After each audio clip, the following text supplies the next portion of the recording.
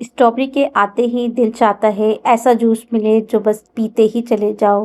रमज़ान का सीज़न है, स्ट्रॉबेरी की आमद है, जूस तो लाज़मी बनता है। पसंद आए तो लाइक कर दीजिएगा और चैनल को सब्सक्राइब कर दीजिएगा।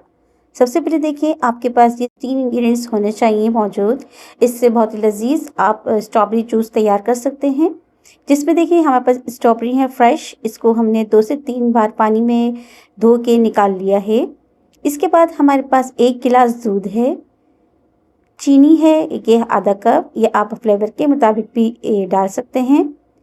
क्रीम है ऑल पर्पस या इसके अलावा आप क्रीम ना हो तो सूखा दूध भी ऐड कर सकते हैं, बहुत अच्छा सा फ्लेवर आएगा। एक जग लेंगे जिसमें हमने ग्राइंड करना है स्ट्रॉबेरी को।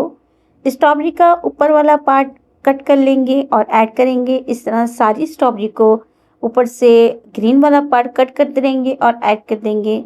इसके बाद हाफ कप चीनी ऐड कर देंगे। चीनी आप अपने टेस्ट के मुताबिक भी ऐड कर सकते हैं, कम या ज़्यादा।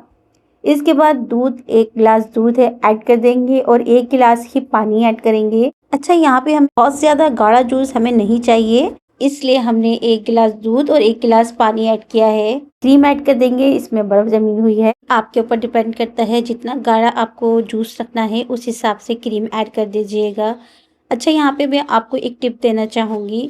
जब हम क्रीम को यूज़ कर लेते हैं उसके बाद फ्रीज़र कर देते हैं, जब हम दोबारा निकालते हैं तो हमें फटी-फटी सी क्रीम लगती है।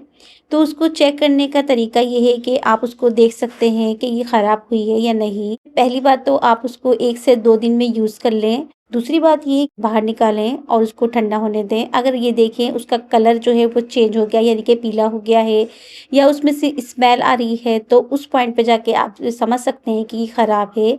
अदरवाइज़ उसके अलावा अगर उसका रंग ख़राब नहीं होता, उसमें से खुशबू आ रही है दूध जैसी, तो ये बिल्कुल ठीक क्रीम है। तो आप उस पॉइंट पे जाके उसको इस्तेमाल कर सकते हैं। 1 से 2 दिन में आप उसको इस्तेमाल कर लें।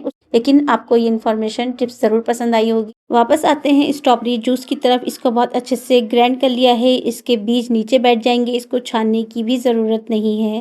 गिलास में सर्व करेंगे। टॉपिंग और गार्निशिंग के लिए हम इसमें रूह अफ़ज़ा ऐड करेंगे, स्ट्रॉबेरी लगाएंगे और लीजिए बहुत ही ज़बरदस्त हमारा शेक बनके तैयार हो चुका है। ऑर्गेनिक है, हेल्दी है, आप इसको ज़रूर ट्राई करें। इंशाल्लाह आपको ये रेसिपी ज़रूर पसंद आएगी। वीडियो को लाइक और चैनल को सब्सक्राइब कर दीजिएगा। Thank you. अल्लाह हाफ़िज़।